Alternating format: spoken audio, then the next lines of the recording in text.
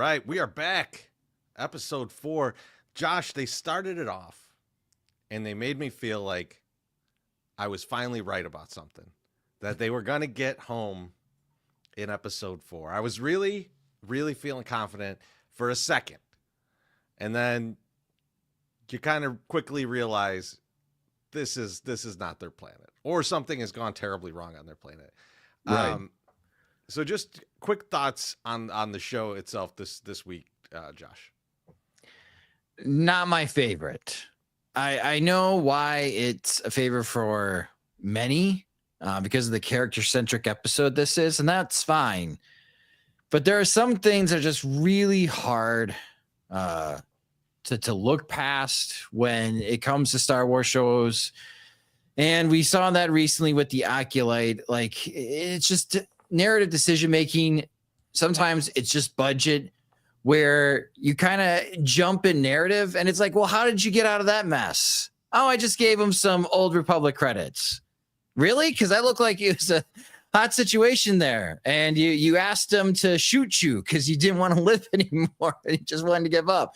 Oh, that's it? Okay. So that was a little hard to look past for me. The only thing I didn't like about that part was that the idea of the credits got him out of it, when it's like, dude, this planet is obliterated. What are you gonna do with those credits? Right. Like the other people are like, we're trading hides and stuff, and it's like, so who's using credits nowadays? Now that you're in Mad Max world. But I was willing to look past that. Okay. Because my guy Neil had a big episode. Neil, yeah. Big Neil episode. So I'll look past some of these small things to get a big Neil episode. Yeah, and I wonder though, is it foreshadowing because Neil is just such a peaceful creature and doesn't understand why people are always fighting, doesn't really think that's always, to borrow a Star Wars phrase, the way, right? And obviously completely different on this planet with the warring tribes, they right away asking, which flag do you fly? And I don't know if that's going to come to fruition again when they do get home and they have a conflict with the supervisor. That's kind of where I'm wondering how this happens. But usually in Star Wars, these types of characters do not last very long. So I'm a little worried about your guy, Neil. So I got a lot of faith in Neil. All right. Okay.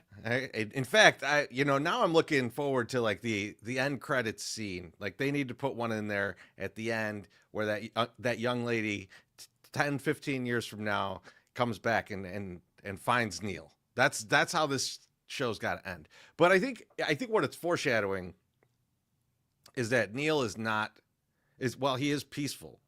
Like they've really made that, clear. He's peaceful, but it's not because he's scared, right? And I think that was the character growth, right? It's not about he's peaceful because he's afraid to fight. He's peaceful because he doesn't see the point of it.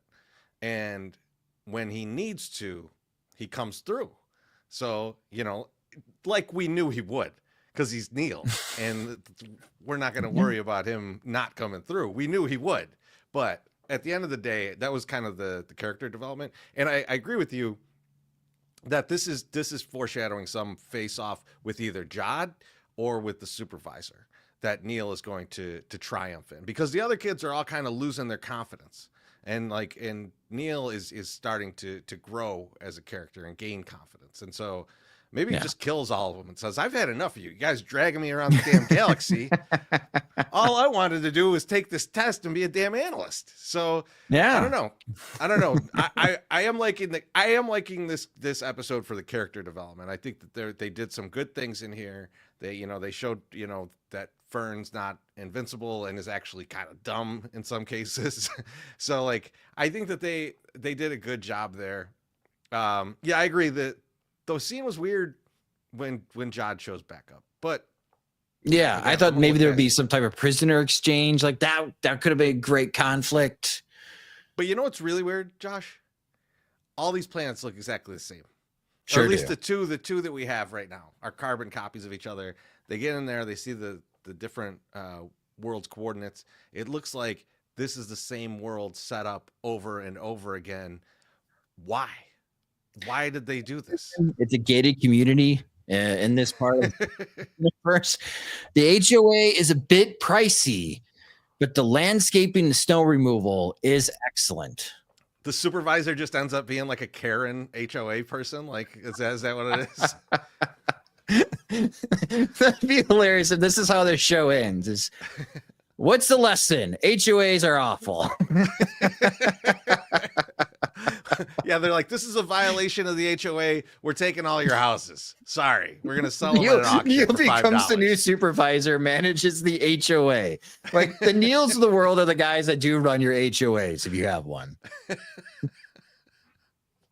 Yeah, so I'm thinking through it though, like what is this? Like because the Old Republic, we only know stuff about the Old Republic from legends, right? And so, but this seems like a remnant of the Old Republic. Like this is the Naperville of the Old Republic. I don't get what this is or why it is. So like I don't know. Do you have any theories on like what this could be?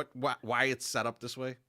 Yeah, I don't right now. And you have these huge communication towers, right? And I've seen these type of towers before, like in Toronto. That's obviously a very popular one right by where the Toronto Blue Jays play, downtown Toronto. Auckland, New Zealand also has a very large tower. These type of structures shoot out radio waves, communication, broadcast signals, and now cell services for vast pieces of land. It's just that like in America, we put these on any building now, and you can sell, if you own an apartment building or a condo building, you can sell your rooftop space for a cell phone company to put in a cell tower. And I'm wondering in the Old Republic, like I still don't know why these planets are important, but that tower obviously was some type of communication tower. Right. And that's kind of where I'm waiting to see what is the payoff here. Yeah. And it is my lack of knowledge of the Old Republic. Like, why would it be important to have these 9 planets? I think we could throw out anything we know from the Old Republic. I feel like they're doing a totally new spin on something from like some remnant of the Old Republic, because this doesn't, like, I don't know a ton about it, but this doesn't resemble anything I've seen. And to me, like, it feels like a shell game, right? Like where it's like these 9 identical planets all hidden the same way are going to be hard to find on their own, but you also have to find the correct one out of the 9 to actually find whatever it is, right? And now we had some ideas. I think the Wellspring of Life is still one that I really like, and that being on Adatin, and that like maybe even if you find it, you don't realize you found it, right? Like so, it's kind of layers and layers of being hidden from the rest of the galaxy. And I think the identical planets is part of that. Is like, oh, I've made it here. And you're like, okay, this sounds like everything I've been told, until it's slightly different than what you've been told. I mean, now they're all totally, or at least the one we saw at Akron is totally destroyed. And so that's my next question to you. Are they going to travel to some of these other planets? Because they found the coordinates to a bunch of the planets. They're missing one. They have to assume that each tower is going to have the same coordinates, and can they find one where they can actually get it? And so my question is, are they going to go to other ones, and are they all destroyed? That's a good question. I do think they go to at least one more. But what is the purpose of the whole at part before the planet name? I don't like, know. Does like when AT stand for something? When I first saw it, I thought like it was just because the Atten, I thought it was just like a tip of the cap to the AT-ATs, right? They're just like, they're just like, hey, I loved those things when I was a kid. So like, I had 80 of those in my house. So like they named the planet that. I don't know now. It feels like it's going to be like, I think there's like a different language that we're going to see here, that we have been seeing here, than like the Arabesh that we're used to. I haven't really seen anyone translating. I honestly haven't been looking that close for that, but like, it's possible that there's something that signifies, that like some word that we're just not familiar with yet, and it's Yeah. going to tell us something, or it's going to be really stupid. It's going to be it's basically the number sign, and these are just like 1 through 9, number 1, number 2, number 3. So I'm not sure, but like I'm wondering like how many of these they're going to go to, because it would be kind of weird to just go to one more, right? You I think feel so? Maybe they have a montage. well, I feel like I think you might be right, but I feel like it might be like they're now on their 7th planet, and that's where they pick up next week, and they're like, and they just use like a line of dialogue. We've been to 6 of these already. We still don't have this. It's just Neil. We've been to 3. We've been to 4. Neil's just got like a harem with him that he's picked up from each part of each other planet, and he's like, man, what is it? 6 different planets we've been to. So like I think that's a possibility, and I'm just wondering like what's going on some of these other planets. Are they all just like post-apocalyptic Mad Max worlds, or are they all destroyed in a different way? Yeah. Right? And I think the other thing that I want from these planets is, did they all kind of self-destruct, like, and fall apart once maybe you realize the supervisor was fake, or maybe you realized the supervisor was a computer, or maybe you realized that you were on the shitty planet just hiding the rich planet, and like, and that pissed you off. Like, I want to understand it. Was this like natural disaster? Was this some outside force, or did they do this to themselves? And I think in each case we're going to find out they did it to themselves, and that AT-ATN is on the brink of doing that to themselves. Or the way that AT-ATN operates prevents that type of conflict, right? That's true, because I didn't see one security droid at Akron. Yeah. That's interesting. And so speaking of droids, we do have the really great scene with Nick Frost has been great in this as the voice of Smee. In fact, I really liked him when he went into babysitting mode, and he just kept calling Jude Law baby. That, again, his kind of humor breaks are tremendous. But the scene where they realize that they realize, 4 episodes after everybody else, that this guy's been programmed to not know where AT-ATN is, despite him just coming from there. They realize that, hey, there's something in the programming. Let's try and override the programming.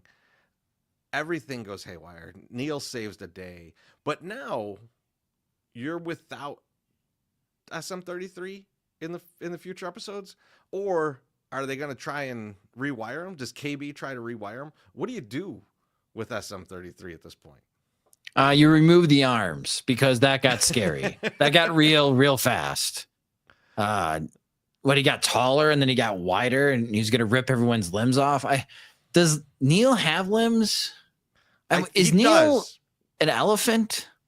So I don't know quite what Neil is. What I know Neil is not, what they made a very big point about, is that he's not Max Rebo, which would have him with less limbs. So it's kind of crazy that probably the greatest piano player in the galaxy is I think it's an ortolan. He plays that with his feet, because he only got feet. But Neil is different. Neil has arms and legs. Got it. Okay. Unlike Max, but I think the worry here is that, like, without SM-33, they're going to be way more dependent on Jod, which is probably really bad for them. And the other thing that I want to get into, Josh, and it's just another theory. So the captain, we are led to believe, is dead, right? Like that's the belief that we have. But now we figure out that he's programmed SM-33 to just kind of forget about everything that happened. He's left in the ship to rot. Did the original captain of that ship become the supervisor of AT-ATN? Yes. I do believe that.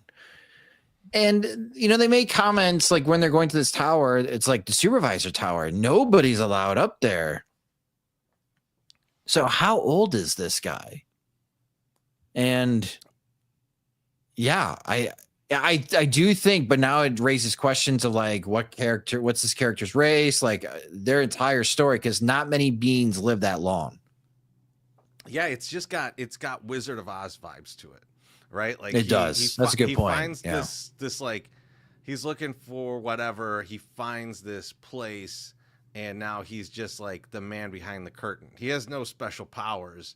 He just can program all these droids, and he's just keeping an entire civilization in line to either keep all this treasure for himself, or maybe there is something like maybe the wellspring of life works a little bit differently than we think of it, and it could just keep dude alive forever. And maybe he's becoming more and more twisted and demented from feeding off of that. And like, so we get something like really crazy towards the end. That's kind of where my mind is going with this. I wanted it to, at first I wanted it to just basically be like the Zoloft computer in Winter Soldier. Yeah. But I'm kind of going more towards it might be the captain. That might be where this dude is. And like, wouldn't it be weird if Jude Law just took over that role? Kind of like the Dread Pirate Roberts. Like there's always there's a million different supervisors.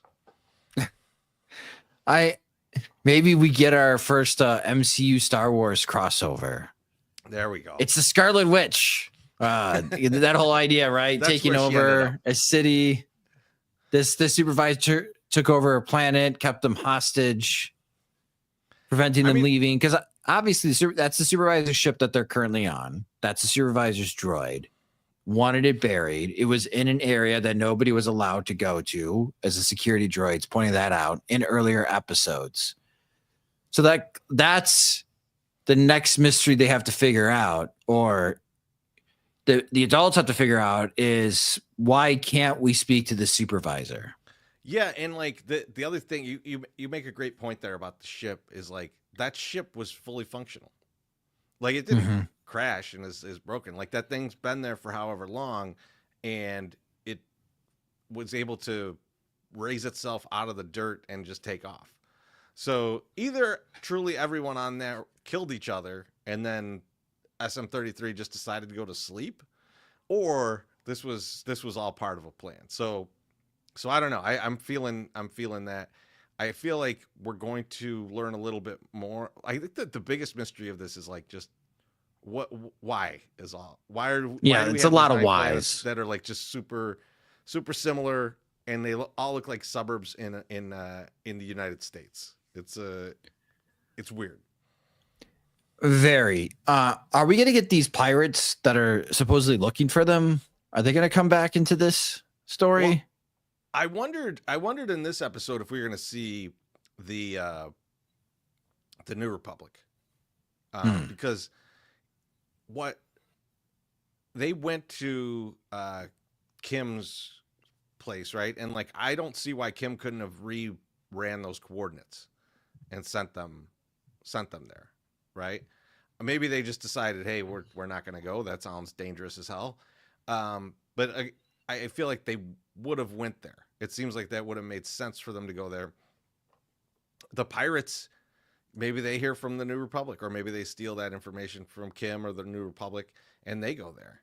It would be awesome if the pirates go there and they just get like killed by those warring tribes. But yeah, I mean, we've got to see those pirates again, right? Like they've got to be chasing them. We probably will see the New Republic people again. Like I wouldn't be surprised if they gave Filoni a little screen time to be in this. So so yeah, and to that point, what do you think's next, Josh? What's going to happen here? Way too much whim. This episode had too much whim in it. Anyways, I think we're going to get our montage. I think we're right about that. They're going to hop over to the other planets to try to piece together the missing coordinates.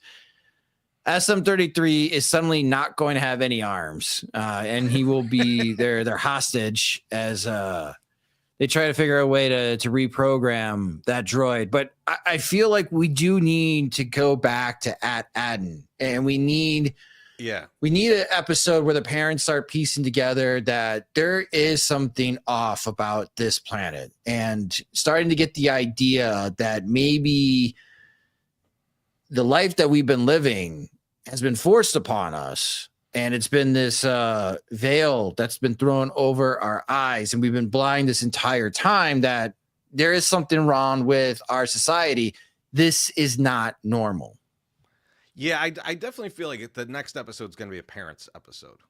Like, we're going to see a lot out of the parents. I think Wim's dad is the most skeptical, so I think it's going to have a huge focus on him. I think turning Fern's mom against the supervisor or the government, whatever you want to call it, is kind of the key thing to the next episode or two. But yeah, I think it ends up, like, the thing that I worry about though is that they end up destroying their own planet like the other planets have, right? Like, I think, like, it's kind of a weird thing, right? It's like, is it good that this is like that the supervisor just keeping everybody in line and keeping them doing this, because otherwise they just tear themselves apart, right? Like, so I think we might be seeing that. We might be seeing the parents at home, and you're seeing the kids traverse these planets and finding out, like, every civilization, just like theirs, just ripped themselves apart and destroyed themselves, and the parents are at home starting up the fight to destroy yet another planet. So that's kind of like where my mind goes with this. Be subservient to everyone, and it'll be fine. I don't think that's going to be their statement of the show, though. So, like, I think they'll figure out a way to not end up in that. But what if it is? Right. What if this entire show is about kids? There's no way getting out of 9 to 5. You will always have a 9 to 5 job. You will appreciate HOAs. Do not dream. Do not go off on adventures. The only thing that comes from dreaming is destruction of your entire planet. So get back behind that desk. So, I mean, that's basically how their society is being run right now. So, I'm hoping to see a little bit of a rebellion against it. I am hopeful we find out two things. I'm hopeful that we find out who the supervisor is in the next few episodes, and I'm hopeful that we find out why this place exists, like why these 9 planets were put together like this. I do think it's a shell game of some sort, and so I think that there's one of these planets, probably at Aten, that has something particularly important on it, not necessarily a treasure. Although I kind of feel like they're going to find a treasure on another planet, like another planet that they go to. And that'll cause a rift within the group, but yeah, so that's where I'm at. Oh, go ahead. What if by treasure they find an old Republic lightsaber, and it speaks Neil to John? Wim. Oh, okay. Oh, yes.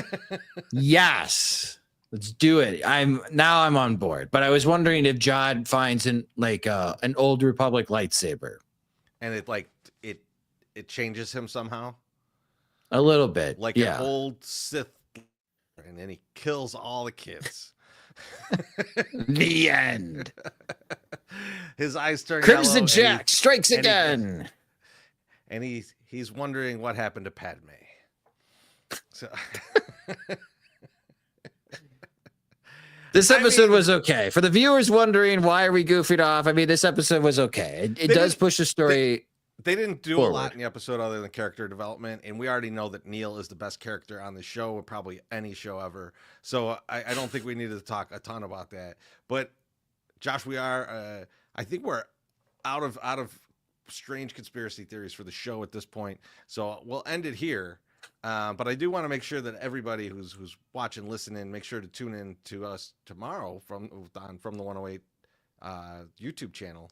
We will be doing Festivus live at 7 p.m. Central. Huge lineup. I'm very excited about the lineup. And Josh, I believe you will be there. So we will. I might. We will see you. Beef Loaf, we didn't want to confirm anything. He said that some people may show up. Some popular people may show up. Some infamous people that he mentioned may show up. If I do show up, I'm not following somebody else that will, instead of their 20-minute slot, they take 40 minutes. That only gives me 5 minutes. But I will be prepared either way. If I am invited, I may have grievances for all three of you.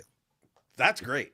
That's great. I think we're willing to go to midnight. So, damn. We'll see how it goes. We'll see how it goes. Oh, man. But thanks everyone for tuning in. We'll talk to you very soon. In fact, we'll talk to you tomorrow.